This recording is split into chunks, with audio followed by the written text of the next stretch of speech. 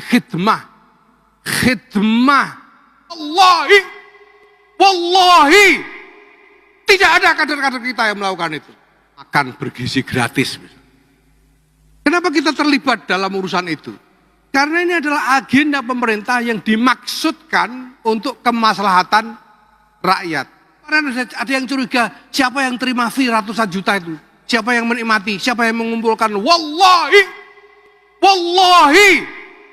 tidak ada kader-kader kita yang melakukan itu. Orang lain, wallahu a'lam. Kita tidak tahu. Efisiensi. Kenapa? Anggaran menipis. Salah ya ngger wong dipakani, yo menipis. Lano kadang nek butuh acara ngono MBG prei seminggu. Oh. Nggih mboten? Malah nggih ngono. Anggarane diprekno seminggu dienggo karnaval. Cocok niku lho. Nah, salah satu perangkat kemerdekaan yang sangat dipentingkan itu bendera. Ini kalau merah putih niku mbiyen njaluk nyawa pira? Sing Surabaya. Itu dulu bendera Nusantara ke zaman Mojopahit jenenge bendera gula kelapa. Ukit lama semula ono terus Habib muni bendera merah putih karya kakek kami, gundulmu itu wow. Sejarahnya masih ada. Saiki aku kudu rada galak lek omong wong kono le muni yo sak senenge. Dek sapa wae diaku kuburan dipalsu. Untung kita punya kebiasaan seperti ini. Nah. Merah putih njaluk nyawa, Kang. Makanya wong Jawa supaya gak dibedil londo duwe merah putih, gele jero omah. Supaya londo gak curiga, tiang dikasih tebu, kasih padi, kasih kelapa, kasih pisang. Sisuke nggawa tumpeng karo ingkung, mangan. Jare londo arep mangan ribet, tapi Belanda gak tahu. Begitu padi rontok, pisang rontok, kelapa rontok, tebu mengering, yang tersisa tinggal merah putih di dada kami anak-anak Indonesia. Ngeten iki sesuk gendera tekno sing dhuwur. Aja kok cakake pipa bekas WC miring ngene ngono gak ilok sampean. Dioperasi Pak Iwin. Siapapun yang menegakkan bendera dengan tiang yang tidak semestinya, hukum sedina sewengi. Ngono iku tugasnya Kapolsek. Kalau bukan kita siapa yang akan membanggakan bangsa Indonesia? Aku setuju anggar ana wong ngarep main ramasang gendera sedina sewengi. Nah, ini diviralno gak apa-apa. Lho iya wajib kok. Semua negara punya bendera. Ya ya efisiensi. Napa? Anggaran menipis. Salah ya ngger wong dipakani, yo menipis. Lano kadang nek butuh acara ngono MBG prei seminggu. Oh. Nggih mboten? Malah nggih ngono. Anggarane diprekno seminggu dienggo karnaval. Cocok niku lho. Bismillah, alhamdulillah, wassalatu wassalamu ala Rasulillah Sayyidina Muhammad ibn Abdillah wa ala alihi wa ashabihi wa azwajihi wa dzurriyyatihi wa ahli baitihi wa man tabi'ahum bi ihsan ila yaumil qiyamah. Sedaya alim, sedaya ulama, sedaya kiai ingkang kula hormati, pangarsanipun sepuh bini sepuh Bendoroto, Kecamatan dalah maneh Kecamatan Munjungan, sepuh bini sepuh Bendoroto, Pak Camat Munjungan berarti sampean tuh. Ono jenggote kok Habib Syekh. Pantesan wong camate kok jenggote Pak Lawi. Selawatane ya asraqal kaunub tihaja. Ra iso nirono wong biasane asraqal badru te ganti asraqal kaunu. Wis karepmu wis. Oke ngeten guys, Pak Lurah ingkang kula hormati. Para rawuh, para hadirin wal hadirat, nggih. Iki acarane apa? Hari jadi. Oh, jongkok mana tukang? Sonmu kok ngakuk iki lho, kayak bingung aku. Ono video troniki nang sone ngaku ke. Aku tak ngaji. Sing rada anteng sing ora nguk ngono Pak Kapolsek. Pandan Ramil putih. Oh nggih. Iki jare wong Jawa nu ngeten lho. Wong Jawa iku lek muni lak mboten patek dawa to.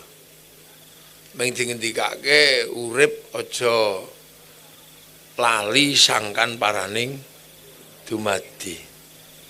Dadi sedaya sing dumadi niku mesti ana sangkan parane. Mesti ana. Dadi wong Jawa nek meneh sih. Aja diutek-utek to, sonmu wis ora ono nguku wis. Ya.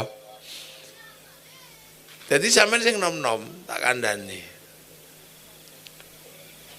Urip aja lali sangkan paraning dumadi. Iku basa Jawa. Hidup jangan sampai lupa dan kehilangan asal usul kejadian sesuatu.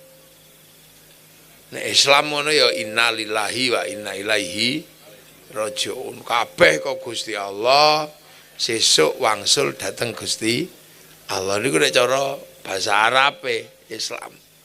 Nek wong Jawa simpel, urip aja lali sangkan paraning dumadi. Nah sampean iki termasuk sing dumadine ana. Dumadine menungso sangkane sekondi, engko parane nanti. Dadi bendoroto sangkane kondi, parane nanti. Niku wong Jawa niku enak. Lah menungso iki terutama donya niki lak ana barang sing manggon ning donya niki nggih. Niku lak ana jenise kathah. Ana sing jenis ndok-ndokan. Bangsa iwak iki ndok-ndokan. Ana pitik, ana banyak mentok iki ndok-ndokan. Boyo cecek termasuk napa tekek. Ana tukulan. Nah niku ketok disorot wit-wit niku tukulan. Lah ana anak-anak. Di sini donya mek niku. Ndok-ndokan, wit-witan, anak-anakan. Selain itu jenengane benda mati. Nah, nek cara cah sekolah iki biotik, abiotik. Biotik itu benda yang hidup, abiotik itu benda mati. Nah, gelas ini benda mati. Termasuk kursi, watu. Nah, menungso ini termasuk di antara ndok-ndokan anak-anakan tukulan, menungso ini sing paling top, paling menangan, paling menangan sampean niku. Alas iku sebut tukulan sak pira gedene sampean gak ono senso bubar iku. Ndok-ndokan anak-anakan liyane, anakan singa mbok sak pira sangare sampean teko gak ono bedil buyar. Manuk sak pira pintere mabur buyar kena menungso. Iwak laut itu sak pira pintere nglangi ketekan sampean tek. Ya didinamit, ya disetrum ya. Kali ya diputas. Nek ora iso dicekel ya rombongan nguyuhi mblumbang ngono ya mendemi wae. Pokoke sedonya sampeyan sing paling menangan, makane menungso iki asline ngono predator. Semua makhluk itu terancam lho karo menungso iki. Ora ana ning donya iki sing ora terancam karo lambene sampeyan niku. Terancam kabeh. Mulane kewan anggar petuk menungso mesti mlayu. Pitik mlayu, kadal mlayu. Soale sampeyan medeni wong. Mulane wingi corona iki dongane makhluk sak donya muga-muga menungso entek mati ngono. Dongane kewan, dongane sapi, dongane wedhus muga-muga corona muter kabeh wong iki jarene ngono. Soalnya nopo? Kalau manusia itu nggak ada yang terancam. Aman wis. Aman lah. Kenapa manusia ini kok begitu beringas ning dunia? Sebab manusia ini penghuni terakhir. Manusia ini penghuni terakhir bumi ini ya sampean iku. Manusia ini paling ya lagi piro ya kira-kira ya. Kita rungono 100.000 tahun rungono manusia kira-kira. Sampeyan ukur teko nabi sampean mawon, Nabi Muhammad nggih. 1400 tahun. Nabi Sulaiman ini lagi 3000 tahun. Nah, Rasul ini selawe. Paling dawa umurnya Nabi Adam 1000. Sementara ono Nabi Rasul uripe bareng Nabi Hud Soleh meh bareng. Nabi Musa kali Nabi Harun bareng. Zulkifli Ilyasa bareng. Lu nek dikira rata-rata jarak antar nabi iki 1000 berarti lagi 20.000 tahun. Nek sampean percaya nek turunane Adam lho ya. Nah nek turunan munyuk ya rada tuwa wisan menungso iki. Turunan Pithecanthropus ngono. Tapi nek sampean ngakoni turunane Nabi Adam ya menungso iki rung tuwa. Durung tuwa. Nek misalnya jarak antar nabi dikira rata-rata 2000 berarti 50.000 ta. Nah, nek 3.000 75.000 ta. Nek digawe 4.000 wis dikira rata-rata gek 100.000 ta. Tahun. Mulane tengkorak menungso iku nek ditemukan paling 1000 tahun ngono tok. 2000 tahun. Beda nek tengkorake munyuk. Tengkorak munyuk sing diarani Pithecanthropus iku hampir 1 miliar tahun. Rahang hiu yang ditemukan di sisir itu fosilnya bisa miliaran tahun, jutaan tahun. Nah menungso paling agak winginane. Mulane tulangnya juga nek ana nemu tulang ngono ya urung patek tuwa. Mumi-mumi itu kan belum seberapa tua. Mesir gak piro, Mesir itu lagi 2000-an tahun. Jadi sampean aja rumangsa aku lho sing paling tuwa ning kene. Karo Mbah Buyute bedes sih sampean kalah tuwa. Karo Mbah Buyute gajah kalah tuwa sampean. Mamut itu sudah miliaran tahun fosilnya. Cuman menungso niki mulane sampean pengen ngerti menapa menungso kok ribet. Anak anyaran urung pengalaman urip ning kene nih. Garangan niku asli urip kene wis tuwek pengalaman. Lahir brejel mlayu. Gak butuh rumah sakit, gak butuh susu ibu hamil garangan bareng gak butuh. Lah menungso arep lahir karo ibu sing susu ibu hamil sing rumah sakit wong anyaran urung pengalaman. Pemula. Nah itulah makanya menungso niku teko terakhir. Di dunia ini sudah ada hukum. Sampean teko terakhir, indonya wis mlaku. Dan sudah punya ketentuan hukum sendiri. Mulane ana sing jenengane hukum alam. Hukum alam itu berlaku pada manusia apapun agamanya, suku bangsanya ya berlaku. Kali keturung ana menungso mbiyen nek ana banyu teko, ya banjir. Mulane nek ana menungso kok kebanjiran ning pinggir kali aja bengak-bengok sampean. Ini pemerintah kemana? Lah apa pemerintah salah apa sampean urip pinggir kali kok aras-arasen banjir. Nek kali ini ra banjir we enak goleki iwak, begitu banjir bengok-bengok. Lha iki kok malam. Mulane sampean urip nek pinggir kali aja mbuak sampah nek pinggir kali. Ya ngono tok iku hukum malam. Gunung-gunung sing tak liwati saka Panggul niku wala yung. Iku maga iku rutane ula apa mbok rutane apa mbene. Lah itu ki durung ana menungso daerah kaya ngoten niku ya rawan longsor. Makanya daerah-daerah kayak itu wite gede-gede untuk nyancang lemah. Begitu sampean urip ning kono kok sampean tebangi wite, ya mesti longsor. Masuk sampai sergap sembahyang apa ya kelongsoran. Ya gak ada urusan alam itu kalau udah melano sampai urip nang gunung-gunung Aja mbok tebangi ae. Ngono longsor Bu Khofifah dipengoki gubernur kemana? Urip neng gunung ditanduri singon, singon ditebang yang longsor. Lah iku hukum alam. Iwak banyu iku sing nyancang iku uwit.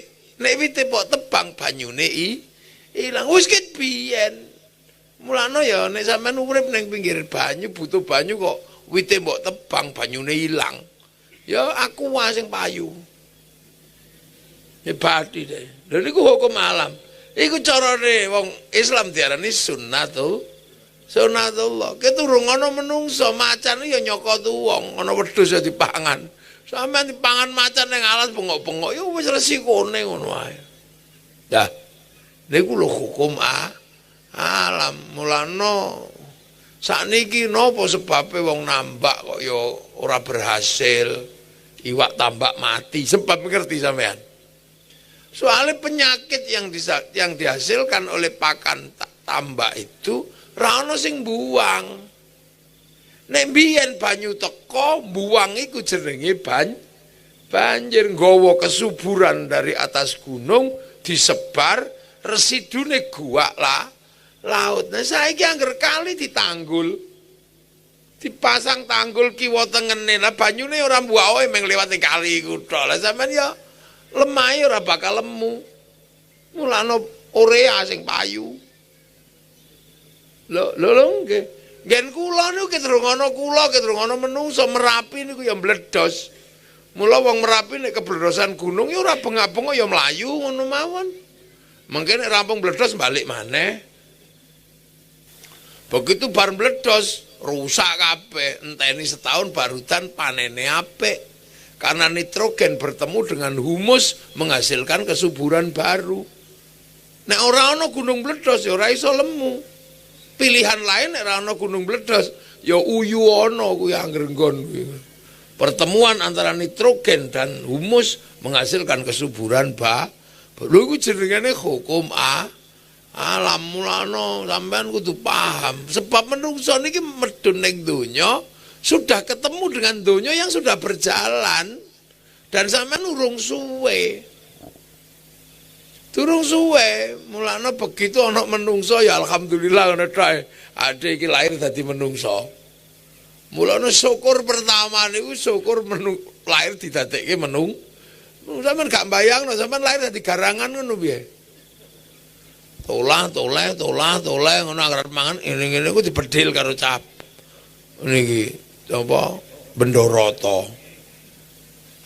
Nah iki cara saniki ne. Iki jeneng Bendoroto sampeyan wis ora ngerti wit bendo wis ora ora. Apa cah saiki ngerti wit bendo? Ngertos? Ya wis iku mbiyen anggone dienggo mulut. Dadake dienggo mulut manuk iku bendo iku. Nah roto nah saiki karek pira? Wis gak roto blas wis gak ono mungkin paling wis siji loro ning dhuwur kono. Iku mbiyen alat survival menungso dikitahi jikuk dileletno ning wit-wit templekno wit manuke menclok anu mulut iku. Lho ngoten. Jadi satu itu yang harus diingat, menungso ini penghuni terakhir. Mulane menungso niki ya bejo sampean. Akhirnya begitu ana menungso lah dunyane rejo ngono tok. Wong panci inni ja'ilun fil ardi khalifah sampean dadekke pemimpin lah ana rejo dunyane. Ya rejo wong ana menungso. Nek ana gunung iku ana macan tok ya gak rejo. Begitu ana menungso rejo kabeh. Menungso begitu dolan butuh topi wong dase panas. Lahir industri topi, rejo pabrikan. Begitu rambutnya kok mulai gatelen, pabrikan teko. Pabrik sampo. Kondisioner triliunan nang Indomaret akeh. Begitu tumone akeh, muncul pabrik Peditok. Begitu uwanen muncul pabrik semir. Begitu gondrong muncul pabrik gunting. Lahir barbershop. Ya tukang cukur Madura lho iku ndase tak ngrejakno wong pira menungso. Rejo akhire. Raine menungso nglairno pabrik skincare. Idepe pabrik celak. Nyenene pabrik Esido. Ikine pabrik maskara idep nika ngebyok-ngebyok. Motone pabrik Soflen. Kacamata, rumah sakit moto, macam-macam. Kenene pabrik blush on. Nggih bener. Nggih reca. Iki pabrik lipstik, nggih. Untune pabrik odol, pabrik sikat, pabrik behel. Pager nika. Pabrik kemu. Iki pabrik cukuran cing. Reca lho menungso niku. Coba nek ora ana menungso, sepi lho. Iki ana pabrik kalung, pabrik dasi, pabrik bros. Durung klambi, pabrik saanane singlet, kotang, macam-macam. Kok lho iku pabrike akeh iki awake iki. Driji, pabrik cincin, jam tangan, gelang. Reca terus ngisore udel pabrike tambah akeh. Lah pabrik kathok dawa, kathok pendek, sarung, simpak. Zaman jenengan ana simpak Sony nggih. Rancang-rancang warnane biru. Iki zamane Pak Lurah. Nek kudi keneng pondok nganggo niku diklothok-krok ngono niku. Lha niku reja lho. Ngisore udel iki reja nek menungso. Nggih ta? Metu manuke, ngono ta nggih. Hati ketok ngono ngrejakno son payu, tenda payu. Wis sunatan lho. Nggih nek sing sugih ya adela payu lho.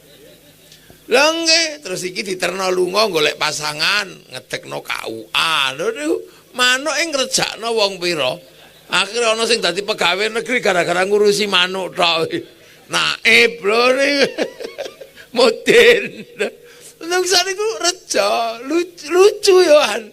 Padahal ya padha sapi karo menungsa iki ya padha to nek arep rabi ya wis ngono kuwi. Sapi ya sing lanang ya nganggo igune, sing wedok ya nganggo iku. Padha yuk metu anake ya padha. Tapi nek sapi biasa nek menungsa ribet ana catering, ana undangan. Ana sound system, ana jaranan. Lho iki menungsa, lho saiki aja ngono. Silite menungsa. Lho, silite menungsa niku reja lho sampean ya Allah sampai gara-gara silit ana pabrik WC. Mereke napa niku? American Standard, Tina, Roka, Toto, Jumbleng. Ini reja. Enggak begitu silite metu taeke reja nek kebanteran pabrik Intrustop. Diatap. Bareng macet dul kolak. Lho coba kae reja lho. Menungsa niku mlanen donya niki mlanek ra ana menungsa iki ora reja. Lho. Wadi ya Allah, durung sikile reja. Durung panganane lho, gek mangan tok karo Gusti Allah kongkon ndonga Allahumma barik lana. Gara-gara barik lana iki dadi reja. Ana sing gawe sawah. Nggih to, begitu sawah digawe kei galengan. Gara-gara ana galengane ana BPN, Pertanahan Nasional. Sing ngekne surat tanda tangan Pak Camat, Pak Lurah. Nek ra ana BPN bacok tanggane gara-gara royokan galengan. Lho, sawahe ngrejakno wong pira? Lho ana sing gawe pabrik pupuk, Urea, NPK, Punska. Wah gede kabeh pabrike. Ana pabrik kombi, ana pabrik seleb, wareng munggah meja, ana pabrik piring, garpu, sendok, kompor, napa rice cooker, apa LPG. Oh gitu aja dari pangan ngono, ana pabrik bumbu, masaku, miwon, micin, ana tandur bawang, ana tandur lombok, ana sing nggih uyah. Wong pesisir biasanya nggih uyah. Ning tambak-tambak niku, sampean gak curiga. Jangan-jangan pas gawe uyah wonge nguyuh. Mulane wong pedalaman curiga. Jangan-jangan pas gawe uyah nguyuh, mula siji jenenge uyah, siji jenenge uyuh. Kuwatir pas gawe uyah nguyuh. Terus bar mangan ngono lho, wong mangan wis ngono. Ana njikuk niki anggur ngeten iki. Wah. Niki bar mangan niki apa camilane. Lho niki impor, Pak, Bu. Sing nandur wong Amerika niki nganggo taeke pupuke taek babi iki. Kula teng Korea disuguh babi kula mau. Kenapa nggak mau makan babi? Karena Tuhanku nggak boleh. Sisuke kula disuguh pir. Tak pangan ra oleh. Jangan, lho kenapa? Pupuknya babi. Lah aku ngene lho, ya ndak apa-apa kalau gitu. Tuhanmu boleh. Boleh kalau sudah kenal. Oh, Tuhanmu aneh katanya. Dasar wong Korea. Lho ngene iki mboten wong Indonesia niki teko niki impor. Lek niki impor berarti butuh negara. Negara ini butuh pemilu. Wah, sing sampean oleh 1.000-an biasanya ngoten niku lho. 50.000, 100.000 pilkada ngoten niku iku dibutuhkan menggo nekakno anggur ini. Salah satunya karena terus menunjuk Menteri Perdagangan, menunjuk eksportir, importir. Barang teko kesepakatan harus ada jaminan namanya bill of lading, letter of intent. Jaminannya apa? Obligasi sistem keuangan yang dimiliki oleh Amerika di Bank Devisa New York. Punyanya Rothschild Rockefeller, pengusaha Yahudi. Jadi mangan anggur ini kan wong Yahudi sing melu niku. Mulane sampeyan aja gedeng teman-teman Yahudi pateni ora teko anggure iku sesuk. Ngono iku donya. Mulane donya niku bareng-bareng sebab menungso niku ora mandiri ngoten lho. Menungso iki ora mandiri, mulane menungso ning donya kudu rukun. Bahkan wong di agama ya kudu rukun. Wong donya iki ora mandiri menungso. Nek kucing ngono wis mandiri urip dhewe ora butuh sapa-sapa. Jadi luwe gagah sapi. Sapi urip dhewe mlayu, batange berharga. Batang menungso sing doyan sapa? Lah batang iwak niku lho, ya Allah, ibu-ibu sampai lali kok tangan nguber bakul iwak. Lah ana batang menungso tinggal mlayu nanti kubur. Kono wong doyan batang menungso. Dadi batange menungso karo batang cidul iki luwe larang batang cidul. Luwe larang batang jair. Lha sae, lha ya coba. Nek urip ngono ketok ya ketok gagah-gagah. Lah mulane sebab menungso niku teko terakhir, menungso ribet. Mula Gusti Allah niku ya adil. Menungso digawe kawitan langsung gede. Lah soalnya digawe cilik dipangan singa kaya buyar. Wong sak kurepe langit, sak lumahe bumi niki sing paling apes iku bayi menungso. Lho bayi sapi 9 wulan gure, bayi menungso 9 wulan. Gale pinggir pager mati dirubung semut. Lho sampean karo to. Saiki sampean golek bayi sing paling apes iku bayine sapa? Bayi menungso. Setahun lurung metu untune. 4 wulan iki kayak belajar mengkurep. Lho ngono. Lah wedhus 4 wulan ngawini tanggane pisan. Apa meneh marmut. Apa meneh tumo anggere pendak setu duwe putu 5. Lho. Jadi kadang-kadang nek awak dhewe lek mikir menungso ya kudu guyu ya. Oh iya. Menungso lho saiki lho mulane sampean niku aja kemenyek. Support sistem untuk manusia ini luar biasa. Mulane sampai Gusti Allah iki wallazi khalaqalakum ma fil ardi jami'a. Wis. Kon paling apes wis. Tak gawe sak donya nggo sira kabeh sak karepmu, peken kabeh, untalen kabeh nek cara ngono. Sing penting pamit. Ngono medhok. Pitik arep kawin pok pangan oleh sing penting pamit bismillahirrahmanirrahim kek ngono pamit. Anake wong sampean gondol ya pamit. Kobil tu ngono iki pamit. Enak menungso. Lho mulane sebab menungso niki paling apes tur butuh sistem. Mangkane Gusti Allah gawe Nabi Adam langsung gede. Soalnya digawe cilik kan dipangan macan ya buyar. Iya kok bayi kartun cilik wis iso mlayu.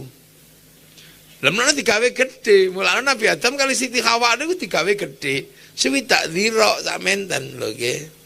Swidak dira niku sak dira niku sak menten berarti sekitar 50 lebih lah. Lho menungso kawitane gede-gede medune ning Arab ngono niku.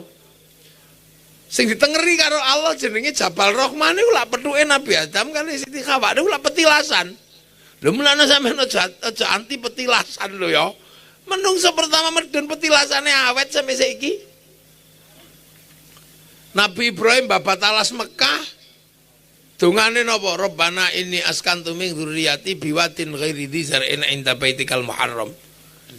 Ya Allah tak titipno anak kula ning nggon padang tang-tang tapi teng panggenan panjenengan. Nik mung tabarukan. Tabarukan dateng tempat ibadah pertamane menungso ning donya. Nek asline ngono menungso ora bakal urip wong tanduran ra eneng. Wong wis dientekno karo Mbah Buyute mbiyen. Lho Nabi Adam wis 50 meter. Lemangan sekintal apa ya cukup. Lah mulane Arab gundul iku lak wis entek to niku cara wit ngono wis ra nyiso. Dientekno kabeh wis mbiyen ana unuk, ana Nabi Hud, gede-gede wonge. Sampai ora ana blas sing nyiso mung karek kurma, dlima, ciplukan wis entek ning ngono. Surene. Pelem barang ngono wis entek sing enak-enak karo sing kuat-kuat kurma ngono. Serak kerasan menungsone galak-galak mbiyen mangan sarane dipangan. Lho kewan entek kabeh ning ngono lho sing wis ra nyiso. Karek sisa unta ya pedhus paling. Garangan wis ra enak ning ngono. Kodhok wis ra enak. Walang entung. Wong demit entek ning ngono ora kerasan. Buyar kalah karo wong manusa karek syaiton karo jin. Wewe gombel wis ra enak ning ngono. Mak lampir teten. Itu gambaran mangkane wekdal Nabi Ibrahim mlebet mriku dungane ghairi dzi zar'in. Ora ana tanduran apa-apa. Lho tapi dongane niku petilasane ya isih ana sampai saniki jenenge makom Ibrahim tapak tilase lho. Panggonane Nabi Ismail turu-turu ya jenenge Hijir Ismail. Melayu-melayu rono rene Siti Hajar ya tesih eneng Sofa Marwah. Bangun balangi setan ya isih eneng Jamarat Ula Wusta Aqabah. Jadi tempat-tempat bersejarah karo Gusti Allah ya diceritakno pelakune ya ditinggali napa petilasane. Lah mulane Nabi Muhammad itu teng mriku begitu manggon wis enak. Ora tau lali karo jasane Nabi Ibrahim sing babat alas. Mesti kama sholai ta'ala sayyidina Ibrahim kama barok ta'ala sayyidina Ibrahim. Lha niku pantese. Mulane sampean nek dina Jumat biasane wa ila jami abaina niku ajdati wajadatina wa nahusun la hadrati wa ilruqi danyang pundi danyang Bendoroto Patekah ngono madang. Lah ini kan kudu dingerteni. Berarti ku Nabi Adam petilasane seono. Panggon itu Islam, ya. Nggih cuman gini ku wau Nabi Adam niku gedhe dadi niku panganane entek. Cuman Nabi Adam pas rabi niku rada enak. Rukun. Nabi Adam kan kayak loro to rukun ra ribut karo maratuwane. Lah Nabi Adam karo Siti Hawa niku mboten tau ribut kali maratuwa. Wong rung di maratuwa. Ora kaya sampean karo maratuwane ribut ae. Wes rebutan muntu. Kadang perkara anak. Pemene maratuwa karo putune iku senenge wis ora jamak. Ngerti untune lara tuh kok nuru manis. Ya namanya ngingis ngene putune wis gigisen. Putune demam. Tuh kok ana es krim. Wis ngerti putune mencret pakani sarimi ya tambah banter mencrete. Lah niku Islam niku ngoten niku. Mulane Islam tidak pernah melepas jejak masa lalu. Lha mulane niku ana ngoten lho. Lah dawuhe Allah walladzina ja'u min ba'dihim yaquluna rabbana ighfir lana wa li ikhwanina alladzina sabaquna bil iman. Lha niku Nabi Muhammad 1400 tahun yang lalu isih dilingno. Aja lali mbah buyutmu ya. Ngono. Lah 1400 tahun yang lalu Nabi lahir neng kono. Apa mbok kira wong munjungan iki rung eneng. Wong ya wis eneng, wong kene ya wis ana.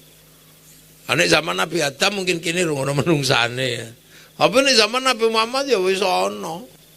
Mlano ini untuk alat ukur nggih. Dadi sampean lahir Nabi Muhammad 1400, wong kene iki lho sampean iring, apa ngerti ya? Jawa niku tahun 350 teng Jawa Barat pun ana kerajaan Tarumanegara. Ku Nabi rung lahir, Kang. Nabi rung lahir. Teng Malang niku pun enten kerajaan Kanjuruhan niku tahun 450. Jawa bagian ler eneng kerajaan Kalingga tahun 500 Nabi dereng lahir. Jadi aja mbok kira terus wong kene iki rungane menungsane. Tur lho itu nih kadang mboten diceritakno. Mulane wong sakniki niku luwih seneng ceritane wong liya karena ana sing cerita. Lha mulane sampean aja kaget. Kita sudah punya budaya, sudah punya agama. Urung ono tahun 500 ya wis mangan sego ya wis. Bahasane ora Kang ya wis ngono. Belek ya ngono wis. Ya sudah normal. Punya kerajaan. Tahun 600 wis ngedekno Borobudur niku kerajaan. Napa kerajaan Mataram. Mataram Hindu. Loh, Islam rung tekan kene wis duwe Mojopahit, duwe Sriwijaya, duwe Singosari. Bahkan 1250 ketika di sana terjadi perang besar sing dintekno wong Mongolia ya. Arab dintekno Mongolia, Cina dintekno Mongolia, Afrika entek apa maneh, Eropa entek diajar wong Mongolia sing pimpinane Genghis Khan. Iku Genghis Khan terakhir terus nyerang Jawa 1250. Jawa diserang karo pasukan multinasionalnya Genghis Khan. Apa wong Jawa wedi? Ya ora. Utusane jenenge Menci malah diketok kupingi karo Kertanegara. Mbah-mbah dhewe iki kendel-kendel gak kaya sampean ngono. Kendel begitu kono nyerang didang karo pasukan Singosari di Selat Malaka. Apa yang terjadi? Pasukan Mongolia entek diajar pasukan Singosari. Satu-satunya negara yang pertama kali mengalahkan Mongolia di dunia adalah kerajaan Nusantara jenenge Singosari.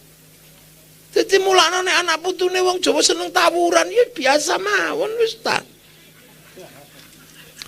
Ono SH, ono pagar Nusa, ono apa kadang bentrok ya wis biasa. Cah nom-nom sanggone. Nek tuwa leren. Angger tua ya tadi takmir masjid, tadi camat. Ini nom-nomane mesti ya tukang tawuran padha wae. Masih polsek iki ya, napa meneh polsek tentara. Lah ana kula ndelok cah-cah tawuran. Lah ya wis kuwi benjut lebono rumah sakit ngono wae.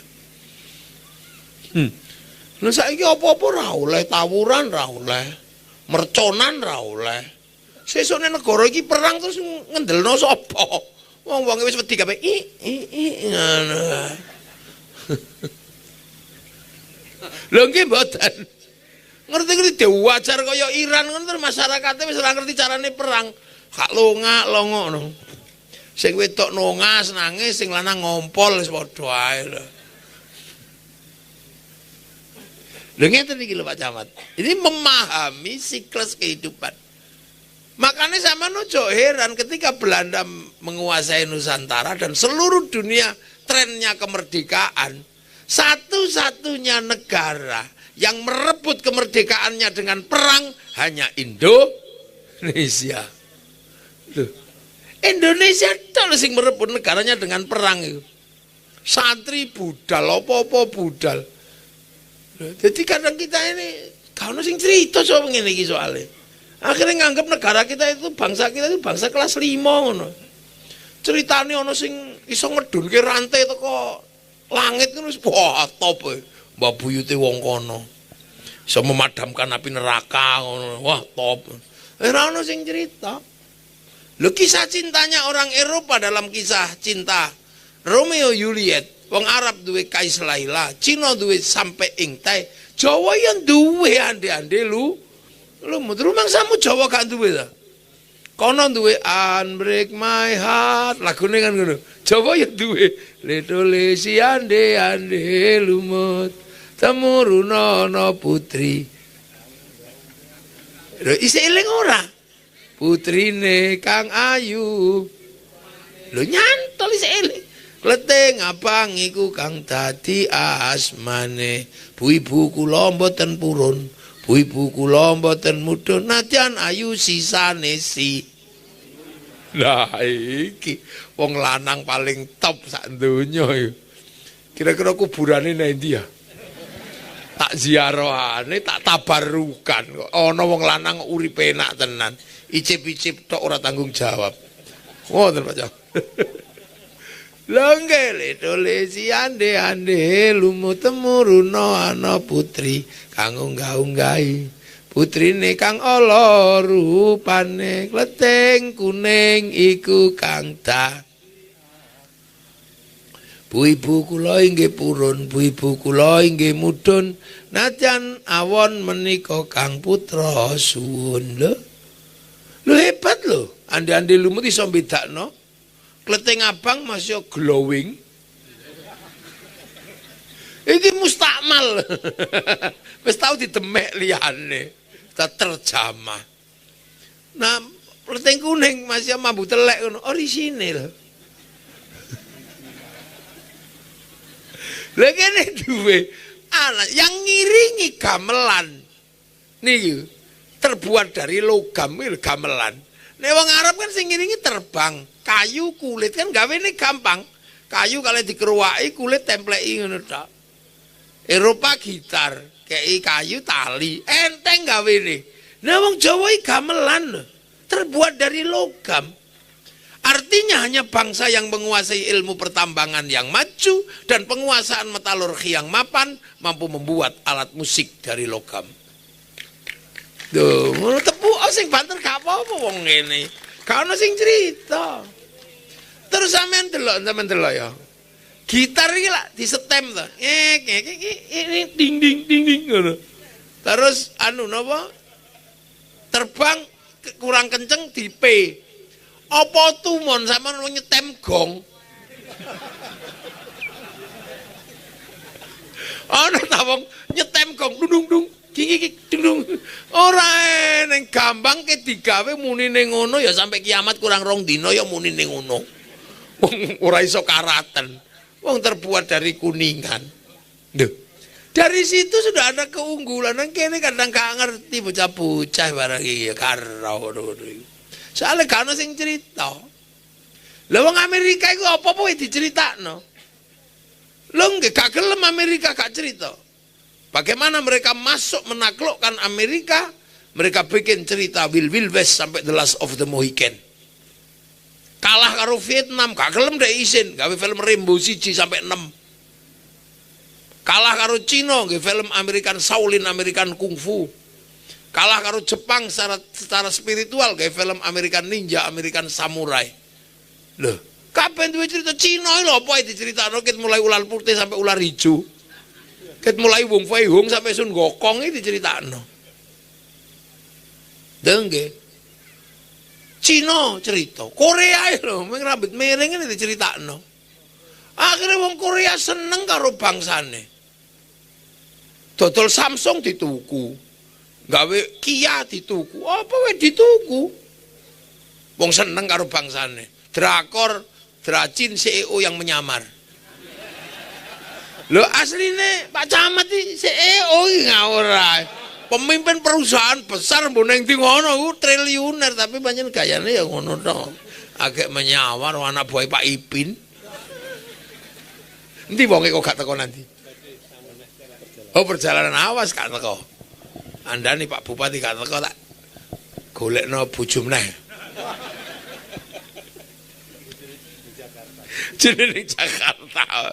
Enggak loh, kita punya semua loh. Bayangke. Orang Jepang menceritakan bangsanya mulai Oshin sampai Samurai X, tekannya Rurouni Kenshin. Malaysia nyeritakno bangsane saiki lewat si Upin dan si Ipin. Jok ribut karo cah-cah Cina, gek tokoh Mei Mei. Ojo ribut karo cah-cah India, gek no tokoh Jarjit. Jok ribut karo cah-cah Indonesia, gek no Susanti. Mereka menceritakan bangsa. Kene wis ora tau cerita. Lho ngono. Saiki wong Eropa duwe cerita ibu tiri yang kejam, Cinderella. Kene iki yang duwe bawang putih, bawang merah. Kono duwe wong Roso jenenge Samson kene di Bandung Bondo. Oh, kono duwe kura-kura ninja Tom and Jerry kewan iso ngomong, kene duwe kancil nyolong timun duwe kabeh. Apa sih gak kalah nang napa dhewe. Ngono, blano. Cah-cah ini selawatan ngono ya kalau kei lagu Jawa, Kang. Aja kok lagune sapa apa ngono. Kei lagu ya Rasulullah salamun alaik deng. Duhai senangnya pengantin baru sing kesel sing riwang. Lho artinya ngeten iki harus ceritakan karena apa? Untuk perbandingan. Ngeten lho. Pertanyaannya kan sekarang kita ini penganut Islam. Lho Islam itu lak wong Arab ono terus sing pertama wong nabi. Terus bergerak nang donya karena Rabbil Alamin ngedunke rahmatan lil alamin. Medun rono rene silakan aja yang ngomong sak donya. Lho, pertanyaannya kenapa yang ke Indonesia ini yang paling subur? Zalika mathaluhum fit Taurat wa mathaluhum fil Injil kazar'in. Islami kaya tanduran. Mulane mbah-mbah dhewe lir-ilir tandure wusu milir. Loh, kenapa sing ning Arab pindah Eropa ora tukul? Sing pindah Afrika ya mindrip ngono niku, Cina ya ora tambah-tambah. Nah yang kesini kok tambah tumbuh subur kan butuh dikaji ngeten niki. Kenapa? Di mana titik pertemuannya? Kok wong sholat akhirnya paling akeh nang Indonesia? Wong gawe masjid paling akeh Indonesia. Wong hafal Quran paling akeh Indonesia. Wong haji paling akeh Indonesia. Kan bisa dikaji. Jadi ojo terus karena kakek kami. Nah, taekmu. Karena kakek kami lah kalian. Halo wong kakekmu tekoni 1850 lho, Kang. Koyok tuwek-tuwek wae. Pendatang baru lambemu akeh aku yang. Dulu kira-kira kita bisa ukur pakai ukuran waktu. Pertanyaannya kenapa? Terus wong Islam sing neng kono tawur tok ae. Memperkara jenggot bedil-bedilan. Wong kene ana sing jenggot ana sing gak, bahkan kelompok ini kan macam-macam ini. Ana sing senengane magrib tok ya eneng ning kene iki. Ya iso rukun kene. Ana sing senengane seminggu pisan Jumatan ya eneng. Ngene iki gayane pengajian wanteng ngene. Ngene ya ana sing senengane ganggu bojone wong ya isih ana ning kene iki. Ya eneng. Ya nglumpuk ngene iki bareng-bareng. Ngene iki kok mlaku terus ngerti kita pitik ilang ya ana ning kene wonge ya eneng. Lho ya wis biasa. Ana sing ngene iki wis ngaji pas leren, nek pas ora ngaji ya ngono ya eneng. Nggih mboten? Lha lah ana sing meneng ngene iki anteng ngrungokno ngaji tapi tangane karo ngeslot. Ya eneng. Anak buah Pak Zeus. Loh, ya loh, kita itu bisa. Kenapa? Loh kan kita bisa ukur loh. Ini terjadi tidak dengan serta-merta. Jadi Islam ini ketemu dengan wong Jawa. Wong Jawa itu wis mateng. Dalam kehidupan wong Jawa itu wis mateng, paling mateng. Dari sisi kebutuhan apapun tentang yang dinamakan standar manusia hidup, kene iki wis mateng. Kalau standarnya negara, lho kene iki biyen wis duwe negara, Kang. Kalau standar baiknya itu rukun sampai diulang lakum dinukum waliyatin. Kene iki lho wis duwe Bhinneka Tunggal Ika. Kalau kemudian standar kerukunan itu harus itu kene duwe. Dan itu tertulis dalam kitab Suta Soma. Lu duwe kabeh. Nah, saya menunjuk kaget. Wong Islam teko ngulang sholat. Terus sholatnya anteng. Lah, iki mau. Anteng. Loh, neng kene ya tenang. Sholatnya anteng ya tenang. Lah kenapa? Sadurunge diulang sholat, wong kene mbiyen wis belajar, wis duwe semedi.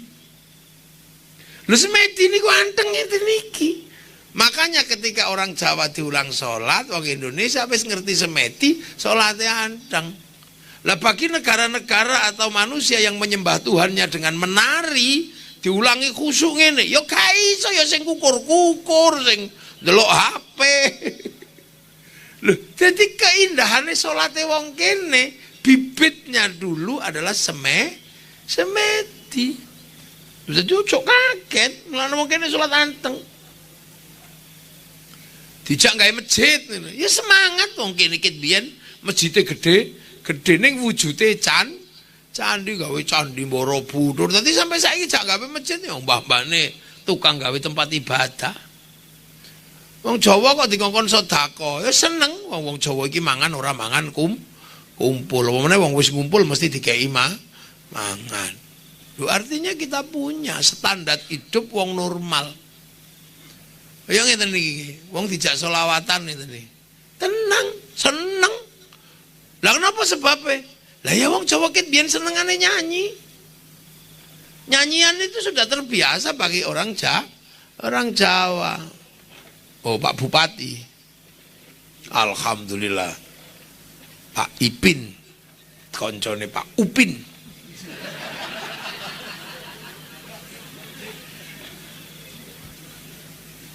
Nggih. Lha Pak Ipin nak koncone Pak Upin.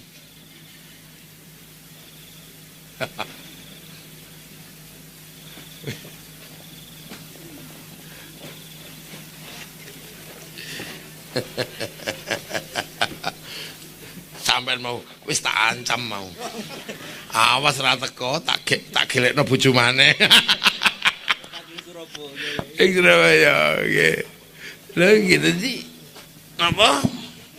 Ini lah tak ceritani tadi wong. Kenapa toh kok Indonesia sekarang misalnya wong Islam rajin sholawatan. Ini bukan karena peran apa-apa, ya ora kok terus gara-gara Habib ngono ya ora. Ya pancen wong Jawa iku senengane nyanyi ket biyen, dari dulu. Nggih. Dari dulu senengane nyanyi. Wong Jawa niku weruh mentok kae nyanyi kok. Tok mentok tak kandhani, lho mentok iki dikandhani. Meru lintang iki lho dinyanyekno. Ya ning tawang ana lintang cahayu. Weruh pipa tak tutuk nganggo pipa ledeng. Lho bojone minggat iki nyanyi nek wong Jawa. Dang Bali Sri nyanyi. Lho sampe wong Jawa saking senengane nyanyi wong silit dinyanyekno. Lho sampean ngerti nyanyian silit? Lemok silit kudi kenayo kan. Gendang jebol ayo. Lho artinya ndak ada yang terlewat. Jadi kok saiki ketekan sholawatan, ya seneng wong ana lagune. Ono Roma Irama, ya seneng. Ono Adela, ya seneng. Lah niku mulane selawatan ya Rasulullah salamun alaihi. Neneng niku. Ono sing ya Nabi salam alaika, ya Rasul salam alaika. Ono sing loro ati, ya Nabi salam alaika, ya Rasul salam alaika. Kan ono yen arep cerita karo sapa. Lha kan itu. Niku nyanyi. Mulane ono ngene pengajian anggere lagune ya teko. Mulane tukang son iki ya seneng sone payu. Nek sing pas selawatan sing nyekel kiai, nek pas adela sing nyekel ya roke sakmene. Nggih. Biarlah semua berlalu, hadapi seperti lho iso wong pancene ana adela ya teko cuman dress code seje. Klambine nek ana adel rambutnya abang ngono kae biasa ya. Lah ya itu. Lah itu. Kenapa ketika Islam teko kok ngulang poso? Kok wong Jawa seneng? Loh, sebelum Islam datang membawa Syahrul Siam, wong Jawa wis diulang ada fase di mana nggak makan, nggak minum, nggak menyentuh perempuan. Fase itu persiapan dharma sadurunge moksa jenenge upawasa. Mulane begitu ora mangan kok kaya Syahrul Siam diarani wah iki kaya puasa. Mulane terus diarani bulan puasa. Iku jenenge upawasa. Lah mula wong kene kan biasa to nggih pengen bojo ayu poso. Ya nek santri mlebu masjid maca ya Rahmanu ya Rahim, nek gak santri ya sunah mata kaji ajiku jaran goyang.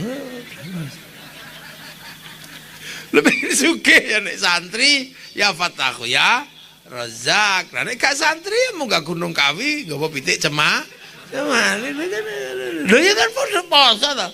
Pengen bojo ayu poso mulu ana poso mangan pupus tok, poso ngidang, gandul poso ngalong, ana poso meneng bisu, ngluyur ngedan. Lho masih Pak Ipin arep nyalon bupati, ya poso ngawur ae sampean. Poso mbuneng ndi ngono ae lho, poso. Lha mlakno saiki poso, sampe wong Jawa iku mbiyen ono sing golek nomor ae poso. Lha mlakno nek wulan poso kan saniki ana sing model anyar, tapi posone niku poso awal karo nguri tok. Tengahe bolong. Ngono ku ya ning kene ya ono wonge. Nah sing nemen niku sing kula pegel ngrasakno wong Islam wis ora poso, melu riyaya, ngecat omah niku aku pegel. Ngono iku wargane jenengan nih Pak Bupati. Oh nek jenengan musafir. Lho niku. Jadi itu perbandingan, makanya kita bisa ukur waktu nggih. 571 Nabi lahir, kita ini tahun 300 wis makmur. Nggih, Nusantara niku tahun 300 niku pun duwe kerajaan Kutai Kartanegara. Makanya begitu didorong oleh Islam, ya dadi. Apa yang nggak jadi di sini? Diulang Quran, wong kene wis biasa baca kitab Wida Tripitaka wis diwaca, mantra-mantra wis diwaca. Mulane begitu diulang Quran ya oke, ya nek sing kepengin 30 juz oke, grosir ning ngono. Tapi kan tetep nek ora gelem grosir ya ngecer. Eceran paling cekak kan ono niku eceran standar Yasin, sing ngecer Yasin tukune jenenge tuku Yasinan. Sing ngecer kulhu tahlilan. Ono sing ngecer saayat iku biasane ustad. Ono sing teko yai bojo kula digondol wong. Ayat waca. Innahu min Sulaiman wa innahu bismillahirrahmanirrahim. Allah ta'ala alayya wa tuni muslimin. Ono teko kula pengen gelut menangan yai. Ya wis idza batastum jabba. Ono sing teko. Napa? Bojo kula cerewet yai. Ya wis sumum bukmun yum faum la yarjiu. Ana sing kula pengen ayat sing paling cekak ya. Oh ya wis, ya. Ojakno. Nun nek diceluk bojomu. Lha iku ya nun wal qalami wa ma yasturun lho ki aja sembrono lho. Mila niku rukun. Lho nggih. Terus kita ini punya kesabaran. Alon-alon waton kelakon. Mulane wis duwe jadi kesabaran wis alon gak apa-apa lah. Mulane wong salat ngono niku. Biasane sing kesusul Allahu Akbar Allahu Akbar. Setengah 12 langsung duhuran. Kena kiai ya mundur gak apa-apa setengah loro. Sabar wong ku ya kelakon. Robana ya Robana karo tola-tola ngenteni makmum. Ana loro rokokan. Ning sawang nggih. Tombo atiku limo sak wernane. Ayo pegel ya nambani atine dhewe wong ora mlebu. Bareng mangkel ora mlebu-mlebu kiyaine ngamuk. Diuruki anjang jero wandal teko lho. Jadi kita ini punya mekanisme sosial yang luar biasa. Anu nggih bagus. Dadi mulane Jawa niku iso kabeh. Kaya kiai ngoten iki. Ngerti tanggane wong Jawa, wong panjene basane basa Jawa. Terus zikir niku bahasa Arab. Ya akhirnya kiyaine ngalahno. Supaya dirungokno karo tanggane cek iso nirokne zikire banter. Ngerti tanggane ngantukan zikire gedek. Enak. Lu artinya kita punya kehidupan yang sudah mapan, sudah punya sopan santun, tata krama. Ngerti tanggane ra iso maca Quran malah dilono. Kamu gak bisa baca Quran. Wis menengo. lambene ga iso maca, mripate ga iso maca, ya wis speakermu sing banter wacana Quran, cek kupinge krungu Quran, sesuk nek mati takon ndi Quranmu? Teng kuping ya Allah. Kuping tok, ya kupingmu mlebu swarga, paling lak ngoten niku. Ya kaya pengajian ngaji ini kan kabeh wajib. Ngoten lho. Kabeh niku lha ini macam-macam lho. Mulane kita Mas. Menungso niku ngoten niku wow. Ada siklus kehidupan. Ketika Islam datang ke sini ya ketemu wong kene. Iku lagi sampean tak critakno iku ya. Iku sik rada enak. Ana sing ketemu wis gak iso ucul. Kiai salat. Allahu Akbar sampai direwangi ngene-ngene. Ngono iku salat ya petuk Cina. Lha soalnya salat kudu nutup aurat. Lah tutup aurat iku kain gaenane pabrik. Lah sing di pabrik kain dilalat Cina. Lah kiai arep ngamuk karo Cina, udah. Loh, itu kehidupan itu nggak bisa mandiri. Mulane kiai tenang ae. Arep wudu ya mesti nganggo sanyo pipokran iku gaenane Mas Pion. Terus anti industri ya padasan sampean. Gawe masjid ya keramike mbok sapa sing gawe. Lho, lunga haji sampean mesti petuk wong Yahudi, wong sing nggih pesawat wong Yahudi. Nah Yahudi pateni kabeh ya nglangi sampean.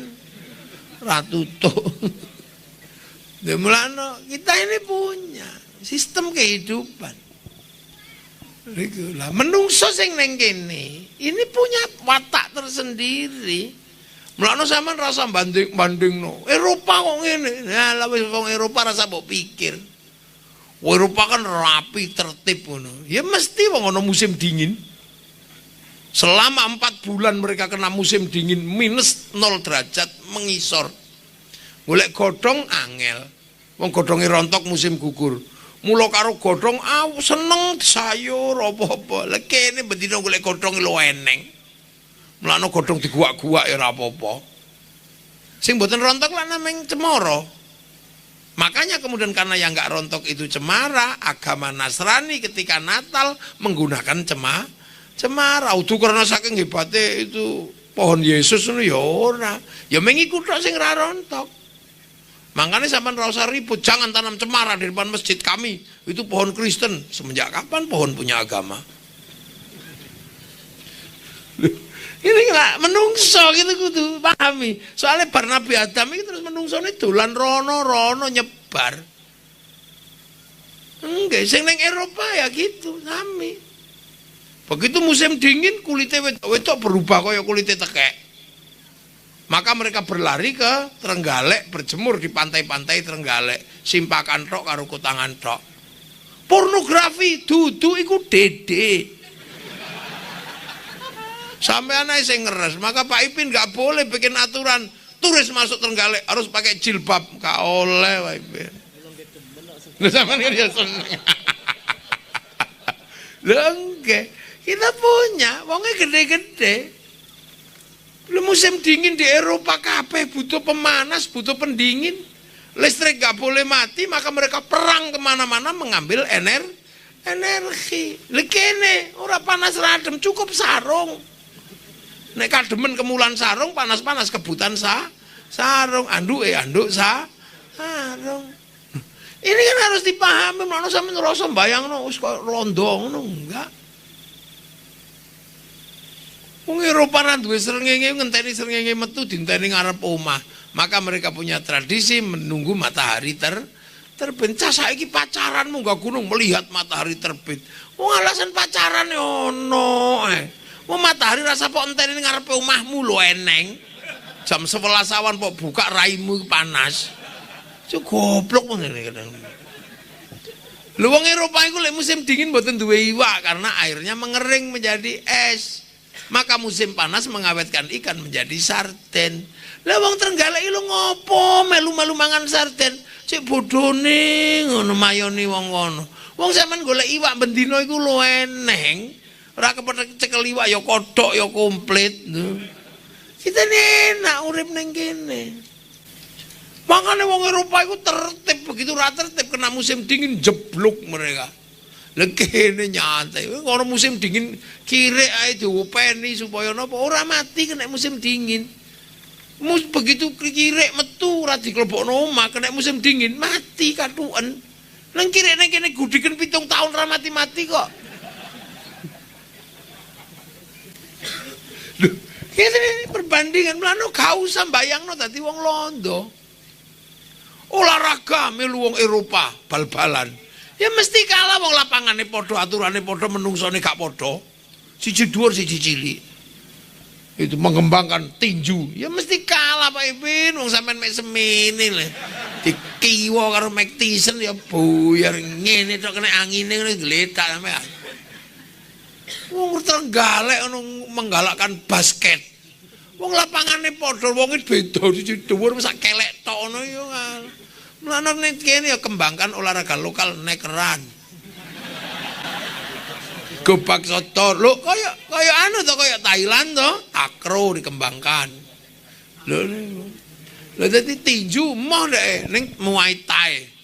Soale ngirangi nganggo sikut, soale nek ngene kalah dawa deh. Akhirnya sikut tuh duwe. Kita ini kadang bal-balan ya kalah, mlane bal-balan ya wis tawuran luwung. Cina, lho pikir enak ngono Cina. Cina itu kalau mataharinya apa musim dingin salju medun sering ngene metu. Lah akhirnya tidak panas tidak dingin apa ning silo aku wis welek grip-grip ngene iki. Oh, ulap to, bloloken ngono. Mulane Cina niku manaan karena cuacanya aneh. Nah, saiki dadi penduduk terbanyak di dunia itu Cina. Mula saiki Cina mules sak donya sebab napa? Duwe akeh, duwe nek Cina niku duwe. Iso digawe duwe, tapi kan panganan ra iso di-download. Nah saiki kekurangan makan mereka ini satu hari harus memenuhi kebutuhan 1 juta ton gandum. Lu sampean bayangno. Jadi bupati ning Cina wis stres, bupati ning kene enak. Ora ono pari mangan telo, ora ono telo gadung, nang kono ya buyar. 1 juta ton ini sampean bayangno sak piro kira-kira. 1 juta ton diklelepno nang munjungan gak ya wis dadi anu sampean dadi tanah lho. Lah itu kehidupan. Makanya itu baru kebutuhan manusia dengan manusia. Lah iso sampean. Ya. Durung sampean berhubungan dengan alam iku mesti tak critakno hukum alam pertama. Ha iso. Lha niku lho mula menungso. Bahkan agama pun ra iso ijen. Mayuridillahu bi khairan yufaqihu fiddin. Sing dikersake dadi apik karo Allah dikei ngerti urusan agama. Khairane nakira maknane khairan kamilan keapian kang sampur.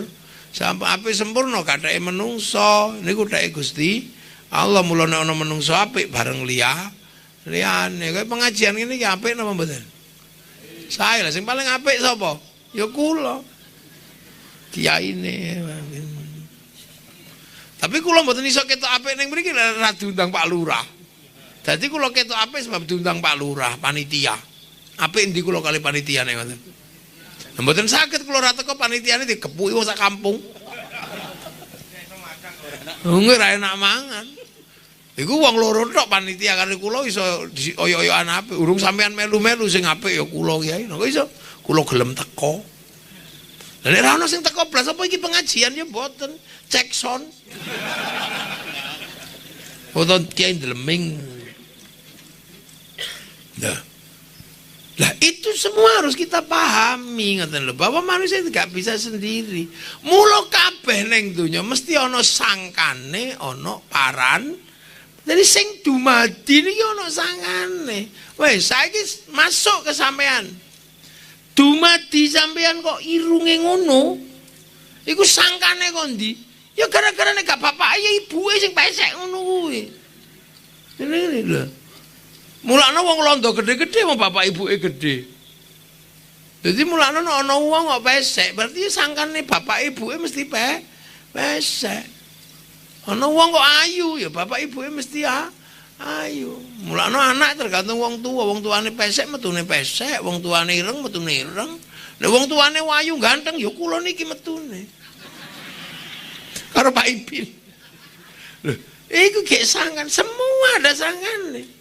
Klopo sing saiki niki ya klopo sing saka klopo sing biyen. Lha mulane sampean harus ingat. Lha saiki sampean manggon ning kene ning gone napa? Bendoroto. Lah nek biyen Bendoroto berarti kan iki ora ana menungsane wong rata bendo. Berarti kan ana sing babati, kan sing buahi to, nebangi untuk panggonane wong anak putune wong kene. Lah ngono iku biyen sing babat alas kawitan iku jenenge danyang. Niku basa Jawa, aja alergi karo bangsamu. Danyang apa demit tuh tak kaplok kowe. Danyang niku basa Jawa. Soale wong Jawa nek ngarani Mbah Buyute niku Dang Hyang. Nek pangeran Sang Hyang. Lah Dang Hyang niku wong tuwa sing apik tur cerak karo Sang Hyang. Nah mula Dang Hyang niku dijikuk gurine tok eyang. Nek lurus danyang. Oh, wis kru. Dang Hyang nek jikuk gurine tok eyang. Nek lurus danyang. Niku bahasa Arabe syaikhun suyukh. Bangsa Londone grandma grandpa. Bangsa Cinane oma opa. Cara Abdurrahman nek jikuk gurine tok wak keman. Nek dijikuk lurus dora keman. Jadi Dang Hyang eyang danyang niku padha artine wong tuwa, dudu demit dul. Lah anak putu takok yang iki sesuk nandure apa ngene-ngene iki piye enake? Ya wis iki ngene-ngene. Lah nek wis takok kok dijawab, diestokno, dicekel, ngestokne dawuhe para Dang Hyang, namine dawuh ingkang dipun pundi dipundi niku diestokno. Sebab dawuhe dipundi diestokno mula para Dang yang diarani pepunden omahe diarani punden. Dadi punden niku home house, baitun niku omah.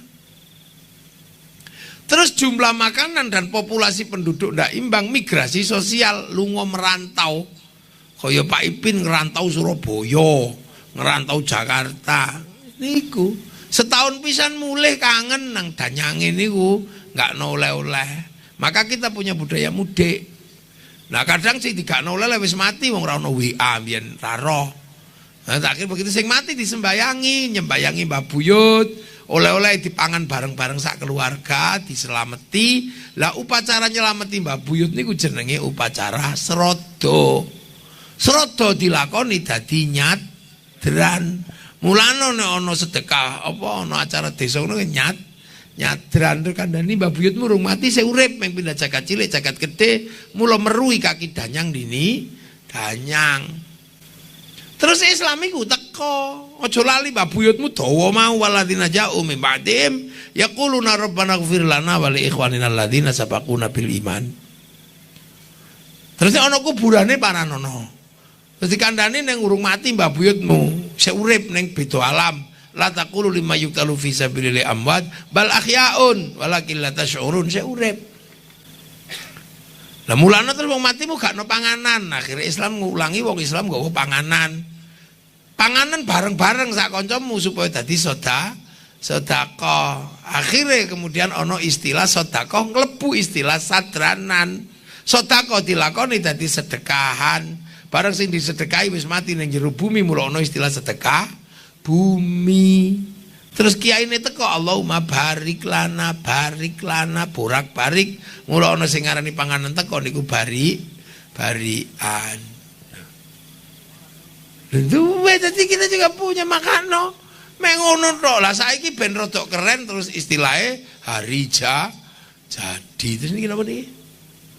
Hari jadi sedekah bumi, merti dusun. Dirgahayu. Nah asline ngono padha, sama. Kanjeng Nabi yang tidak pernah lupa dengan Mekah. Mulane ben 15 atau 13 Muharram kiswah Ka'bah ya diganti. Dandani diresiki. Nah sampean ora ditinggali Ka'bah, tinggali keris. Mula kadang ana sing wektu niku ngumbah keris. Tinggali akik ngumbah akik. Nah berhubung menggunakan anggaran negara maka istilahnya jadi hari jadi Bendoroto, hari jadi Kabupaten Trenggalek ngono. Lah nek nggen kula pancene kula dhewe sing nggih acara dhewe ya bancaan slametan sami mawon asline. Hanya tipe dan modelnya berbeda. Lalu semua ada, ini sangkane ini ngene. Nah kita ini kadang mulai dilupakan dengan hal-hal seperti itu. Padahal yang kita nikmati hari ini itu tidak main-main semuanya karena berjuang.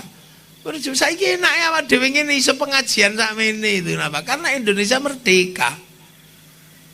Nah, salah satu perangkat kemerdekaan yang sangat dipentingkan itu bendera. Ini kalau merah putih. Merah putih niku mbiyen njaluk nyawa pira? Sing Surabaya.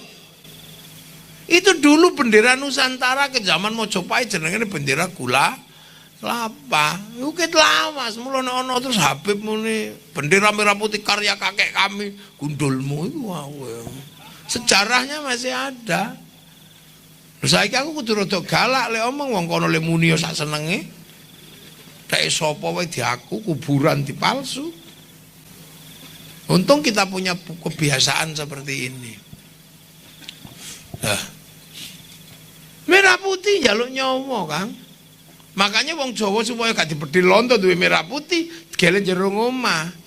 Supaya londo gak curiga, tiang dikasih tebu, kasih padi, kasih kelapa, kasih pisang.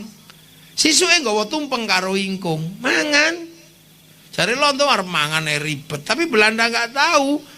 Begitu padi rontok, pisang rontok, kelapa rontok, tebu mengering, yang tersisa tinggal merah putih di dada kami anak-anak Indonesia.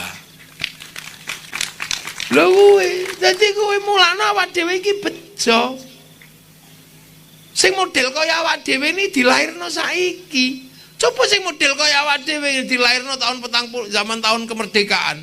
Kira-kira lombongan sing mlayu apa rombongan sing mlayu model ngene kok. Gusti Allah iku adil. Mulane sing kendel-kendel dilairno zaman semono. Sing mlayunan ngene iki ya Allah. Loh, kemerdekaan itu perjuangan banyak pihak berkorban.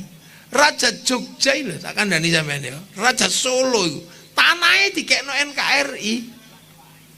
Nah sampeyan ora kelase ya. Wong kegusur sak meter ribut tekan Mahkamah Agung. Kok mengorbankan harta dan benda? Wong iuran hari jadi ora panitiane teko langsung melayu kok. Lha mulane sampean ora kebagian perang, sampean bagiane napa? Ngibarkan bendera. Mula ilingo iku mbiyen le menegakkan dengan nyawa, sampean aja ngisin-ngisini dadi anak putune. Ngedekno gendera ngarep omah cagake pipa. Miring ini meniki wong gak ilok iki menyen.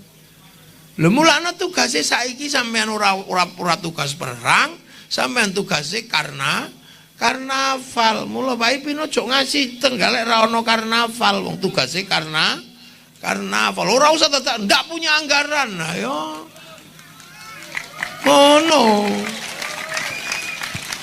Karena kita ini tugase karnaval wis ora melu perang ono tugase dhewe-dhewe. Jenderal Sudirman niku paru-parune siji lunga perang. Wong pancen kelas jenderal zaman sakmono. Lah sampeyan mulane dilairno saiki aja meneh kok paru-paru siji. BPJS rung medhone ribute 17 wulan. Pancen dhewe ora kelase urip zaman semono. Lho, ngoten lho, Pak. Mulane sampeyan iki ya ngeten-ngeten iki sesuk gendera tekno sing dhuwur. Aja kok cagake pipa bekase WC miring ngene ngono gak ilok sampean. Dioperasi Pak Iwin. Siapapun yang menegakkan bendera dengan tiang yang tidak semestinya, hukum sedina sewengi.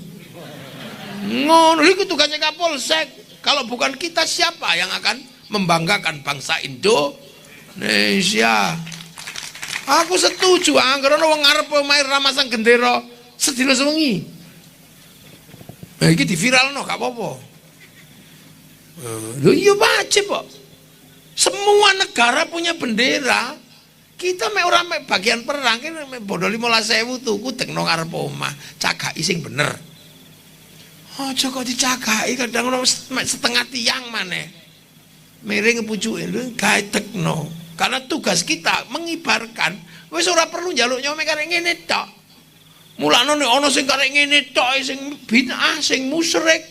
Bendera iku mesti zaman perang Babuyute Bantar Dadu iku. Turunane moto-motone londo kira-kira. Lho ngono Pak Imin. Instruksikan. Babinsa bergerak ke seluruh desa.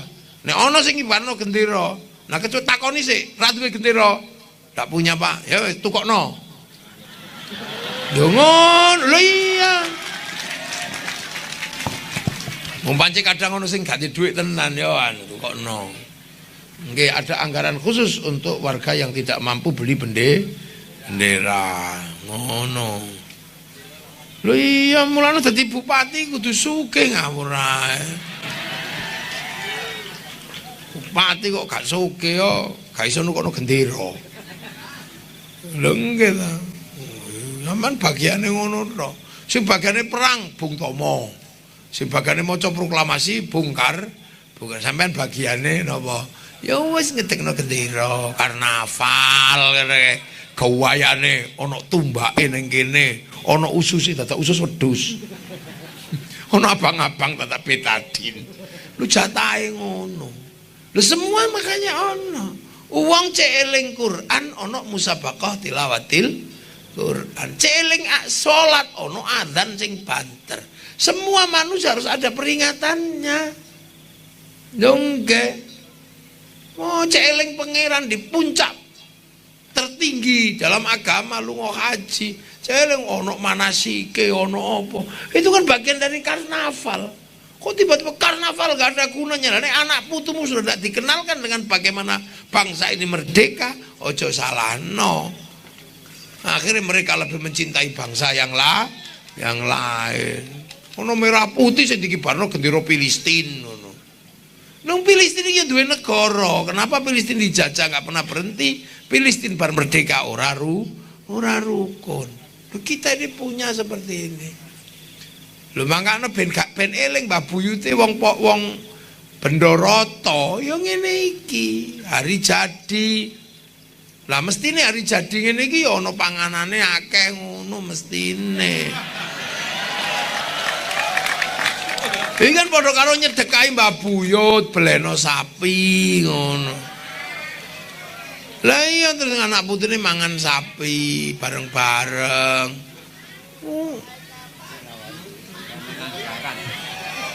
Ora ning anggaran sing paling sugih nukokno sapi, wong sapi 20 juta kok. Sing nukokno sapi mesti tambah sugih. Nggih. Tahun lu wajib lho. Kanjeng Nabi niku ngulangi wong kok wis napati lah sejarahe Mbah Buyut lunga haji sampai puncak Jabal Rahmah. Sisuke lha apa? Idul beleh Kang, beleh nek wis kelingan Mbah Buyut sedekahi belehan. Aja kok tuntun ke pitik iki lho ya apa. Nggih. Lho iya aja kok terus meneng ngono ae ngerti-ngerti ndok dibelah papat ngono Pak Ibu. Itu efisiensi gak ngurus efisiensi Mbah Buyutmu gak butuh efisiensi. Butuh sedekah. Lho sampeyan eling-eling. Wong urip karo wong mati niku kudu ngeling. Sampeyan saiki tau dadi anak nggih. Saiki dadi wong tuwa. Wong tuwa niku anak arep lahir diarep-arep.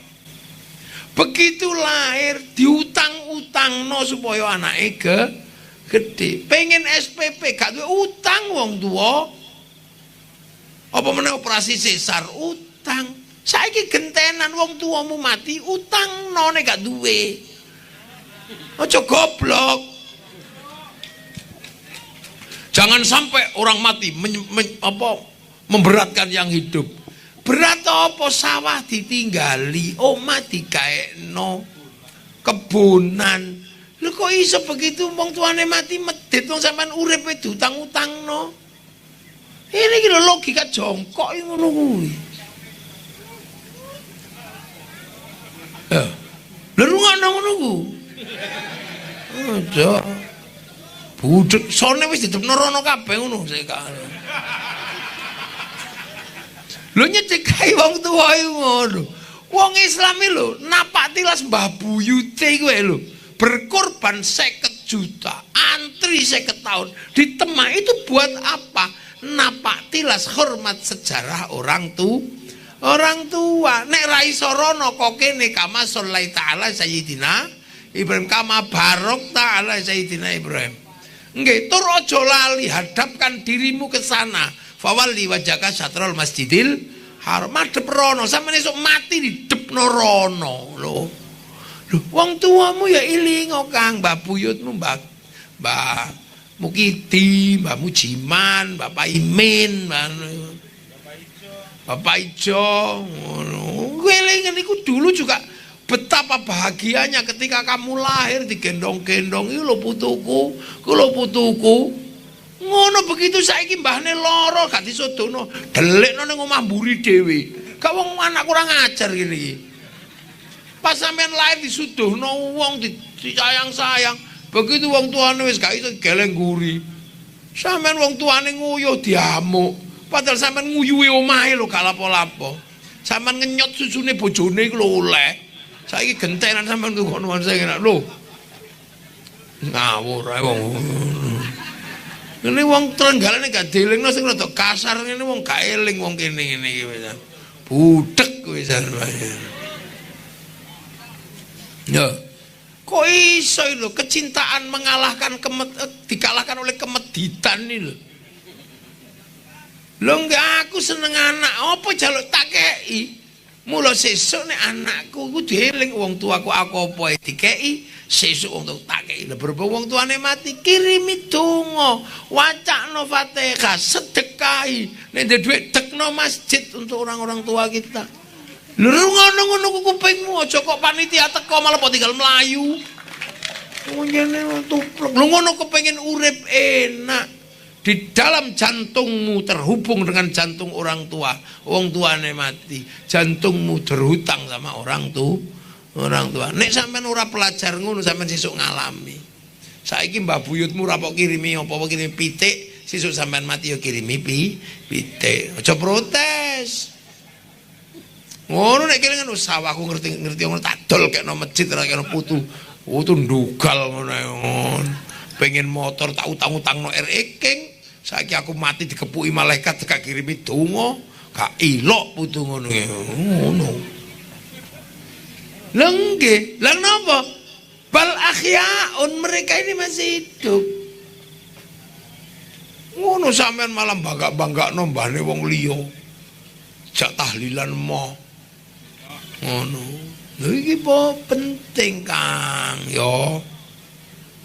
Lho karo Nabi Ibrahim Islam diulangi sampean kama barok ta'ala Sayyidina Ibrahim.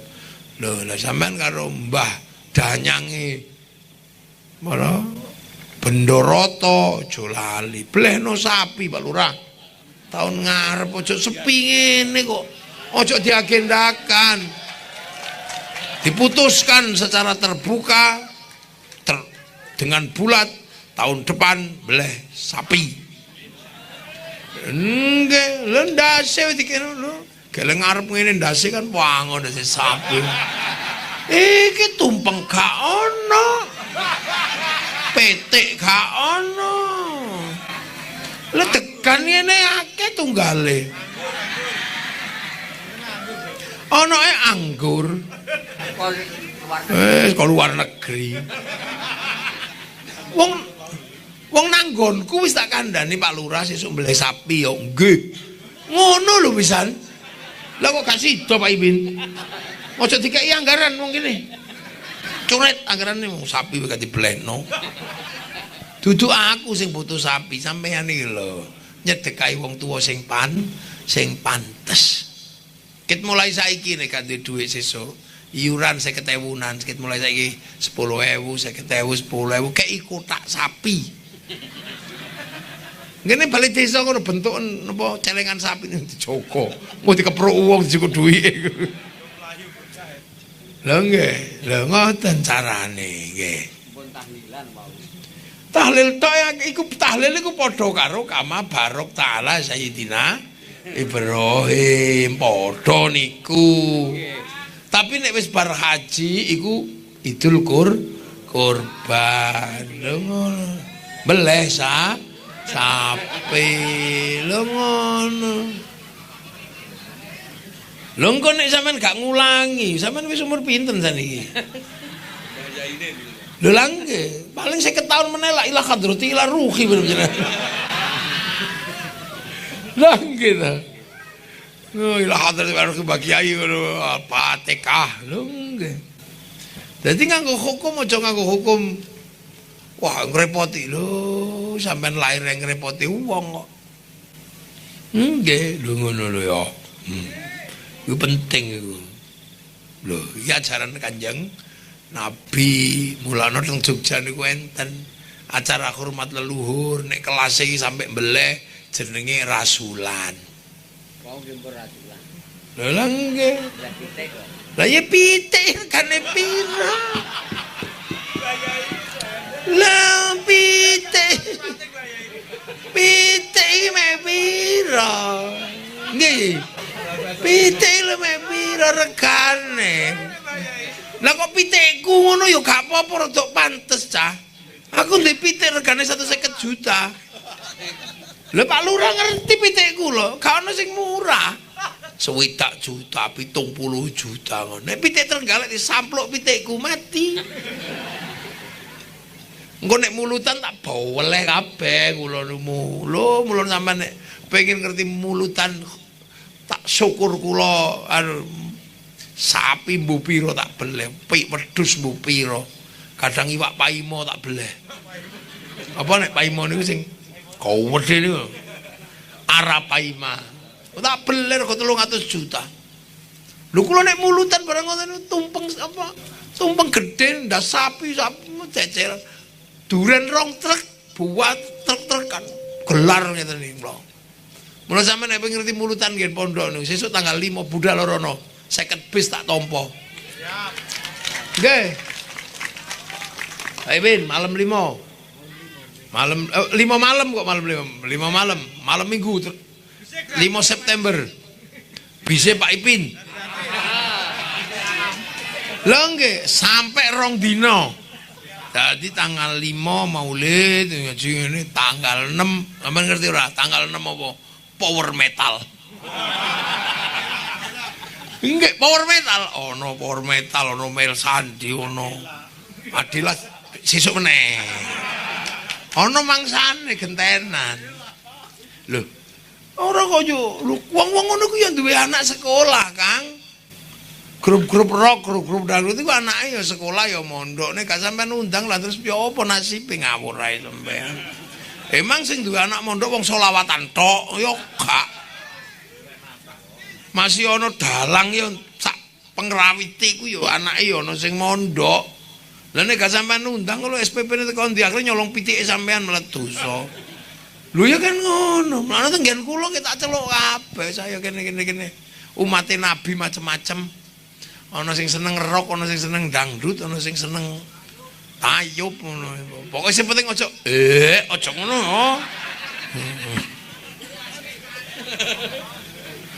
Lah nang Trenggalek sih tak anu, nek sida teko tak seleksi sae. Ngono isine sae ngono.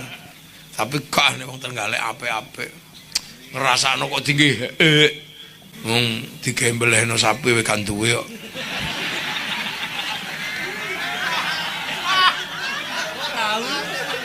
Oh nggih kula ya tawel aja maneh kok wong digembelehno sapi. Gak duwe ya apa. Efisiensi. Napa? Anggaran menipis. Salah ya anggere wong dipakani yo menipis. Lano kadang nek butuh acara ngono MBG prei seminggu. Oh. Nggih mboten? Malah nggih ngono. Anggarane diprekno seminggu dienggo karnaval. Cocok niku lho. Iya, nggih. Karnaval. Lho ono aturan ora lek karnaval napa? Kudu ono, awas sampean tugase ora melok perang tugase karena ada beberapa daerah yang apa tidak diadakannya karnaval. Lah wis kuno. Rajaman karnaval ora ono. Ya merconan. Dadi sak waya-waya perang roket kene duwe arek-arek sing iso merconan. Sing mati awake dhewe. Lah mung siji tok ae sing mati gak apa-apa. Gak kabeh. Wong mancing keceplung kali mati yo enek. Wah, biasa. Pokoke Pak Ipin tugasnya sesuk karnaval nekakno Ade. Utawa apa kae? Ya macam-macam to. Munata barang. Nggih. Simpatik. Wah, iku grupe sapa meneh kowe? Bukan Dedes. Wah medeni iku. Wayu-ayu. Ya. Jadi menungso itu berurutan. Sing kira-kira kelasnya gede-gede dilairno dhisik. Sing kendel-kendel dilairno di zaman perang. Nah, sing wis model ngene iki dilairno di zaman karnaval. Sing kendel-kendel lahir di zaman Babat Alas Bendoroto. Sing medit-medit lahir zaman sedekah bumi zaman hari jadi. Ya, tarian ae mlayu apa meneh sakno panitiane sampean. Ono panitia tarian migat-migat. Lah mikir. Niki penting. Untuk apa? Kalau semua orang dibekali kebanggaan pada kampungnya masing-masing, semua orang dibekali dengan sejarahnya masing-masing, berakumulasi dalam negara, itulah bibit cinta pada tanah air. Dan wong wis ra dikenalno desane, ra dikenalno bangsane. Iki wong Bendoroto, golek wit bendo. Tandur siji ning tengah desa nggo peringatan iki lho asline mbiyen iki wit bendo iki lho Le. Biyen wonten bendo, anten roto. Oh, ya salah sampean. Sampean niku kiai kok ngerti sampean. Nggih, sampean niku nek cara anu ya jenengan niku termasuk makrifat. Nek ngono-ngono iku termasuk nakira. Nek urusan nakira kan gak oleh dadi mubtada, teman. Nggih, kiai ra ngerti wong kiai ku. Macul cung, coba cekel pacul, yo ora ngerti. Mancing ngono. Mulane jenengan niku kaya kula padha. Kula niku ya tau ngono. Ana, arek nggawa iwak. Apik-apik ngono. Oleh ndi mancing. Bareng ngono sesuk ana wong teko nggawa iwak kok padha. Kon ndi niki? King kolam.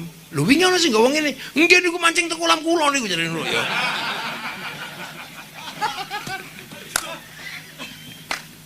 Wong kiai iki ya kadang trimo enak, kadang trimo gak enak ya. Nggih, lho yang nek kiai wis gak ngerti. Lho wong kiai kadang donga iku ora cocok kok.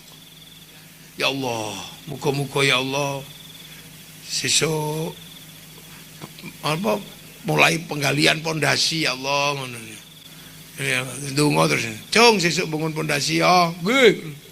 Niku sing teko iku sing beleng-beleng sing pengen bangun pondasi. Sing ustad belas ana sing teko.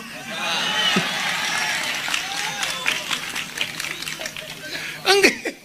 Mulane ngono kadang dadi masjid sing beleng-beleng gak entuk turu masjid. Padahal sing gawe pondasi sing beleng-beleng iku. Ustade iki tekone mek pas ngimami tok.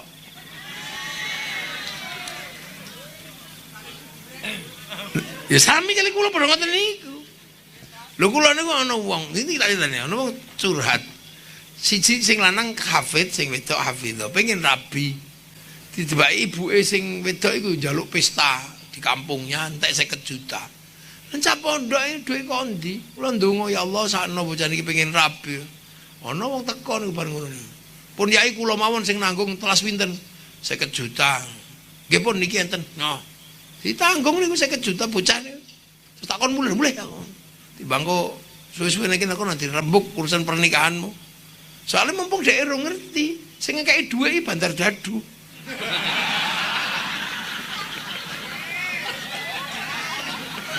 Dadi timbangane kok suwe-suwe yo ngerti. Wah kelambi ketune melitit ngene iki, ambune wangi. Wong ngono bar dikeki dhuwit 50 juta ya cium tangan bolak-balik to. Ora ngerti iki bandar dadu niku. Lah kula ya alhamdulillah ana wong butuh dadi dikekno dheke. Coba lek ora ana sing butuh, lek dikekno aku. Lah ya blaen aku ngerti dhek Bandar Dadu kok. Ngono wis biasa. Nggih. Lho nggih. Ana wong pengen bangun bangun masjid pondok. Oh, Gus, enten mboten donatur. Ana sesuk, muga-muga ana teko. Lho ngono ku ya ana sesuke ngono. Zaman SDSB mbiyen. Kula bar menang lotre ya jare. Kula kok pengen bangun masjid, nang kono kae ae ngono. Sampai saiki untung jenenge ora masjid SDSB ngono. Jenenge Masjid Baitur Rahman. Lah dadi kiai wis kudu sabar umpamane kiai iku ngomong umat Nabi sing macem macem. Ya kaya ngene iki ya wis ana sing macem-macem. Wis kono campur-campur ngono kae. Ana sing wis sregep, ana sing isih ngeslot barang ini iki piye. Nggih wis kok. Lho niku kabeh kumpul di siji niku mlane. Napa? Ana sing judi bola barang ini. Blaen pokoke kabeh anak buah Pak Ipin. Nggih pokoke kula niku. Kula kampus. Pokoke Pak Ipin dimong kabeh wong iki wargane panjenengan. Masih mbiyen pas nyoblos jaluk 50.000 ya tetep coba. Nen? Oh. Lu sampean gak ngekei soalnya ibu-ibu ndelok sampean ganteng seneng wis ana. Oh, baru. Ndelok foto wis seneng ngono. Ya. Nek tenggen kula mboten. Dan kula nu bayar. Berarti enak sampean dadi bupati ra bayar. Duwe utuh. Namun lalu duwe utuh nyumbang sapi sesuk.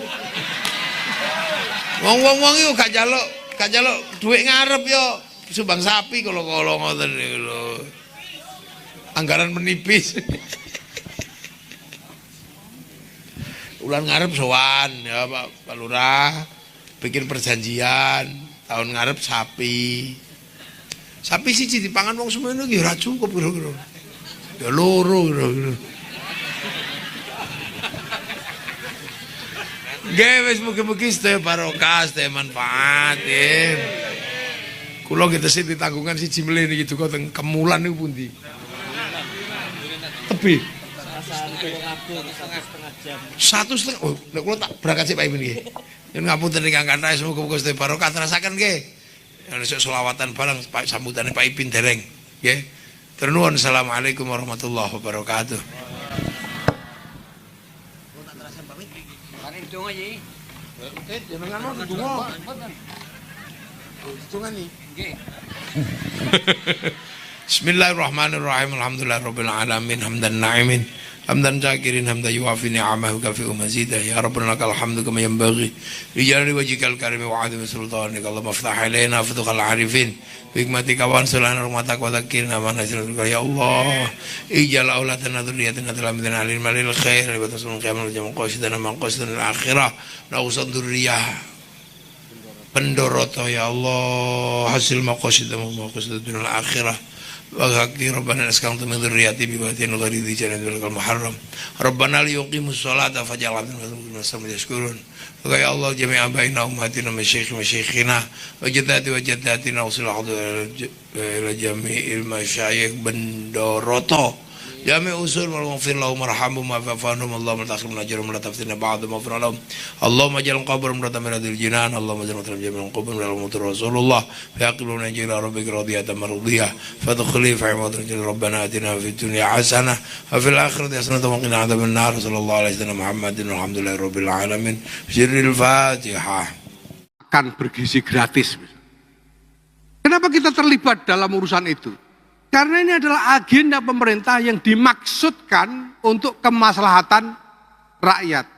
Maka kita melibatkan diri untuk membantu menghadirkan, menghantarkan maslahat ini kepada rakyat. Dan tidak ada yang kita lakukan dalam rangka itu selain khidmah. Khidmah mukhlasah dari para hudama Nahdlatul Ulama ini. Kemarin ada yang curiga, siapa yang terima fee ratusan juta itu? Siapa yang menikmati? Siapa yang mengumpulkan? Wallahi Wallahi, tidak ada kader-kader kita yang melakukan itu. Orang lain, wallahu a'lam. Kita tidak tahu. Wallahu a'lam. Tapi kader-kader kita, Ali Sawahid, Ulun Nuha, Hodri Arif, dan teman-temannya, tidak satu pun terlibat di dalam praktek-praktek yang tidak dibenarkan.